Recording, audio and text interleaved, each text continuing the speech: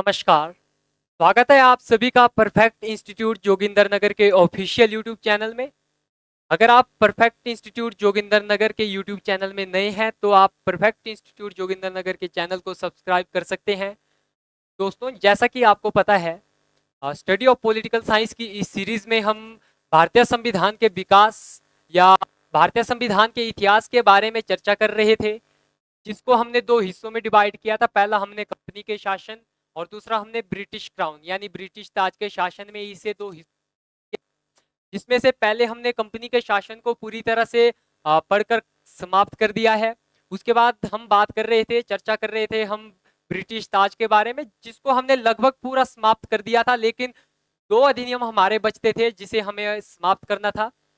तो उसमें से जैसे हम थोड़ा सा रिवाइज कर लें, तो मैंने आपको बताया था सांप्रदायिक अवार्ड के बारे में, जिसे इंग्लिश में कम्युनल अवार्ड के नाम से भी जाना जाता है। रैमजे मैकडोनाल्ड ने 1932 में शुरू किया था। इसकी इन्होंने क्या किया था, इसमें दलितों के लिए प्रावधान किया था, जिससे महात्मा गांधी क्या हुए थे, दुखी हुए थे। और उस टाइम वो कहाँ थे, पुणे की यरददा जेल में थे। उन्होंने वहीं पे अनशन किया। तो दलित नेताओं और कांग्रेस नेताओं यानी डॉक्टर भीमराव अंबेडकर जी और महात्मा गांधी के बीच में क्या हुआ, समझौता हुआ, जिसे आप सभी लोग, हम सभी लोग पुनः समझौता के नाम से भी जानते हैं। वही हमने बात की थी साइमन आयोग यानी साइमन कमीशन के बारे में। हमने बात की थी 1919 के मोंटेग्यू चेम्सफोर्ड सुधार में, जिसमें क्या किया गया था, एक 10 वर्षीय वैधानिक आयोग का गठन किया गया था और कहा गया था कि प्रत्येक 10 वर्ष के बाद ये आयोग अपनी रिपोर्ट देगा। लेकिन ये आयोग 1927 में ही यानी निर्धारित समय से 2 वर्ष पहले भारत आया था। तो आज के इस वीडियो में हम बात करेंगे 1935 के भारत शासन अधिनियम के बारे में। इस अधिनियम को अगर आप भारतीय संविधान को क्या, अगर आप थोड़ा सा मैं आपको बता दूं कि भारतीय संविधान को क्या कहा जाता है, उधार का थैला कहा जाता है। कि भारत के संविधान में कई ऐसे उपबंध है जो कि अलग अलग देशों के संविधानों से लिए गए हैं, लेकिन 1935 का अधिनियम एक ऐसा अधिनियम है जिसकी कार्बन कॉपी भारत के संविधान को कहा जाता है। आज हम उसी अधिनियम के बारे में बात करेंगे। इस अधिनियम के बाद हम बात करेंगे भारतीय स्वतंत्रता अधिनियम 1947 के बारे में। बाकी आज की वीडियो में हमारा जो ये संविधान का इतिहास है, संविधान की पृष्ठभूमि है, ये आज की वीडियो में खत्म हो जाएगी। उसके बाद हम एमसीक्यू के बारे में अगली वीडियो में चर्चा करेंगे। चलिए शुरू करते हैं। भारत शासन अधिनियम 1935, यहाँ पे गलत लिखा हुआ है, आप इसे ठीक कर लीजिएगा। यहाँ पे भारत शासन है ना, भारत शासन होगा।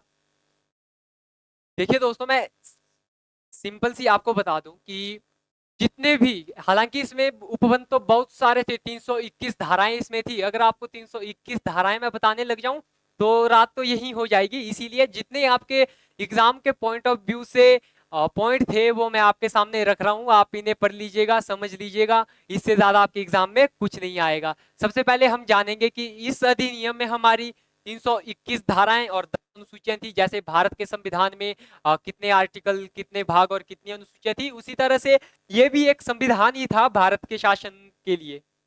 उसके बाद इस अधिनियम में हम और बात करें, इसके द्वारा अखिल भारतीय संघ की स्थापना की गई और साथ ही में इसके द्वारा प्रांतों में द्वैत शासन व्यवस्था को समाप्त किया गया। द्वैत शासन व्यवस्था, अगर आपने पिछली दो वीडियो देखी होगी तो आप कमेंट बॉक्स में बताइएगा कि किस अधिनियम के द्वारा प्रांतों में द्वैत शासन व्यवस्था को शुरू किया गया था। इस अधिनियम के द्वारा प्रांतों में द्वैत शासन व्यवस्था को तो समाप्त किया गया, लेकिन केंद्र में द्वैत शासन व्यवस्था को शुरू किया गया था। उसके बाद हम बताएंगे, उसके बाद अगला पॉइंट आता है कि भारत परिषद को समाप्त किया गया। जो भारत परिषद थी, भारत परिषद, अब आप ही को कमेंट बॉक्स में बताना है, आपने दो वीडियो पीछे देख रखी कि किस अधिनियम के द्वारा भारत परिषद की स्थापना की गई थी और पूरी डेट आप बताइएगा कब की गई थी। इसी के द्वारा मताधिकार का विस्तार किया गया। मताधिकार का विस्तार जैसे मैंने आपको पीछे बताया था कि पहले मताधिकार तो था, लेकिन मताधिकार हमारा सीमित मताधिकार था। शिक्षा तो उस टाइम चलो नहीं थी, धन संपत्ति, इन्हीं आधारों के आधार पर क्या किया जाता था, मत देने का अधिकार दिया जाता था, लेकिन सीमित व्यवस्था में। लेकिन भारत शासन अधिनियम 1935 के द्वारा मताधिकार को विस्तारित किया गया और 10% जनसंख्या तक इसे बढ़ाया गया। दोस्तों, 10% जनसंख्या तक बढ़ाया गया। उसके बाद बात करें, दो या अधिक राज्यों के लिए संयुक्त सेवा आयोग की स्थापना की गई। आजकल भी यह व्यवस्था है। उसके बाद संघीय लोक सेवा आयोग की स्थापना की गई, यानी यूपीएससी की स्थापना की गई। दोस्तों, जब मैं पिछली वीडियो में आपको केंद्रीय सेवा आयोग के बारे में बता रहा था, तो उस टाइम गलती से मैंने आपको क्या किया था, केंद्रीय सेवा आयोग की फुल फॉर्म यूपीएससी से रिलेट करके बताई थी कि UPSC union public service commission. उसके लिए माफी चाहूंगा, वो गलत था, उसे आप ठीक कर लीजिएगा, केवल वही पॉइंट गलत था ना। तो संघीय लोक सेवा आयोग, इसे हम यूपीएससी कहते हैं, जो आपकी आईएएस वगैरह की एग्जाम करवाता है, एनडीए की एग्जाम करवाता है। संघीय लोक सेवा आयोग, इसकी स्थापना की गई और इसके द्वारा साख के ऊपर नियंत्रण रखने के लिए भारतीय रिजर्व बैंक यानी रिजर्व बैंक ऑफ इंडिया की क्या की गई, स्थापना की गई। किस अधिनियम के द्वारा? भारतीय शासन अधिनियम 1935 के द्वारा। और इसी के द्वारा 1937 में संघीय न्यायालय की स्थापना की गई। ये जितने भी हमारे 8-9 पॉइंट हैं, ये आपके एग्जाम के पॉइंट ऑफ व्यू से बहुत ही ज्यादा इंपॉर्टेंट है। आप इन्हें बार बार पढ़िएगा, आपको याद हो जाएंगे। बाकी अगर कुछ भी डाउट होगा कमेंट बॉक्स में आप हमसे पूछ सकते हैं, हम आपके कमेंट का रिप्लाई जरूर देंगे। उसके बाद बात करते हैं भारतीय स्वतंत्रता अधिनियम 1947 की। जैसा कि नाम से ही हमारा क्या होता है, स्पष्ट हो जाता है। थोड़ा सा मैं इतिहास के बारे में थोड़ा सा बताऊंगा, क्योंकि जैसा मैंने पहले भी कहा है, 3-4 बार मैं कह चुका हूं कि जो हमारा भारतीय संविधान का विकास या historical background of Indian constitution है, वो हमारा मॉडर्न हिस्ट्री के पार्ट में चला जाता है। लेकिन जितनी भी चीजें पॉलिटी के पॉइंट ऑफ व्यू से हैं, वो मैं आपके सामने रख रहा हूं। तो 20 फरवरी 1947 को क्या किया, ब्रिटिश प्रधानमंत्री, आपने नाम सुना होगा, क्लीमेट एटली, उन्होंने घोषणा की कि 30 जुलाई 1947 तक जो है भारत में ब्रिटिश शासन समाप्त हो जाएगा। ये उन्होंने घोषणा की और उन्होंने साथ में ऐड किया कि तब तक क्या करे, भारत और पाकिस्तान दोनों राज्यों, पॉलिटिकल साइंस में हम देश को राज्य के नाम से जानते हैं, राज्य पुकारते हैं, तब तक ये दोनों राज्य क्या करे, दोनों राज्यों की संविधान सभाएं अपने अपने राज्यों के लिए एक संविधान का निर्माण करे। और वो संविधान कैसा होना चाहिए, उस राज्य की प्रत्येक जनता को वो संविधान स्वीकार होना चाहिए, ये इन्होंने कहा था। चलिए आगे बात करते हैं। इसके द्वारा जैसे मैंने आपको बताया था कि 1858 के अधिनियम के द्वारा भारत के गवर्नर जनरल को भारत का वाइसराय बना दिया गया था। और 1800 माफ कीजिए, और 1947 के भारत स्वतंत्रता अधिनियम के द्वारा भारत के वाइसराय पद को पूरी तरह से क्या कर दिया गया, समाप्त कर दिया गया। इसी के द्वारा ब्रिटेन में जो भारत सचिव का पद था, उसे समाप्त कर दिया गया। माफ कीजिए, भारत सचिव की सहायता के लिए जो मंत्री परिषद वहां बैठती थी, उसे भी पूरी तरह से समाप्त किया गया। अब जितने भी, अगर आप देखेंगे कि ये लास्ट अधिनियम था जो ब्रिटिश सरकार ने पारित किया था, इसलिए ब्रिटिश सरकार के जितने भी उपबंध थे सभी को क्या कर दिया गया था, इस अधिनियम के द्वारा समाप्त किया गया था। ब्रिटेन में भारत सचिव के पद को समाप्त कर दिया गया। अब आप भी लोगों को कमेंट बॉक्स में बताना है कि कौन से अधिनियम के द्वारा भारत के सचिव पद का सृजन किया गया था। उसके बाद शाही उपाधि में से भारत का सम्राट शब्द समाप्त कर दिया गया। पहले क्या करते थे, भारत का सम्राट शब्द, शाही उपाधि लोगों को, राजा रानी को दी जाती थी। लेकिन अब क्या था, इस उपाधि को समाप्त कर दिया गया था और निर्देश दिए गए थे कि आगे से कोई भी व्यक्ति इस उपाधि को क्या कर सकता है, यूज नहीं कर सकता है। इसके द्वारा क्या कर दिया गया, जो हमारे भारत और पाकिस्तान थे उन्हें 2 डोमिनियन में डिवाइड किया गया। और जो लॉर्ड माउंटबेटन थे, वो नए डोमिनियन यानी भारत के प्रथम गवर्नर जनरल बने थे। ये भी पूछा जाता है कि स्वतंत्र भारत के पहले गवर्नर जनरल हमारे कौन थे, तो लॉर्ड माउंटबेटन थे।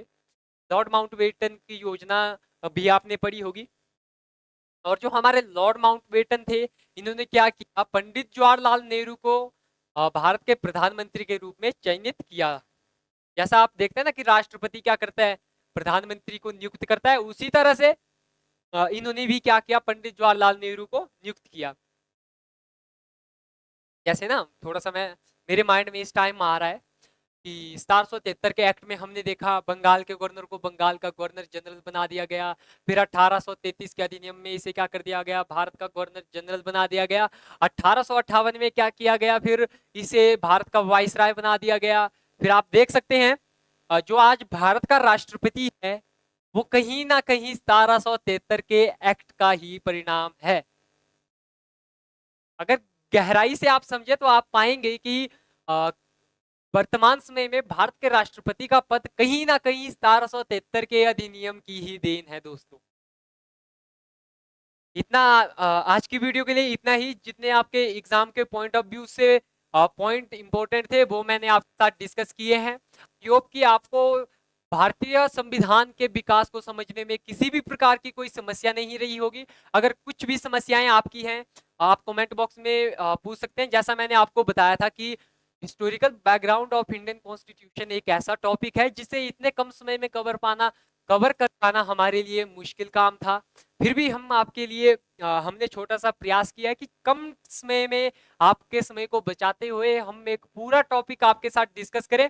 फिर भी कुछ ऐसे पॉइंट बच जाते हैं उन्हें हम क्या करेंगे एमसीक्यू में डिस्कस करेंगे। एमसीक्यू भी आपको करवाया जाएगा इस टॉपिक से रिलेटेड।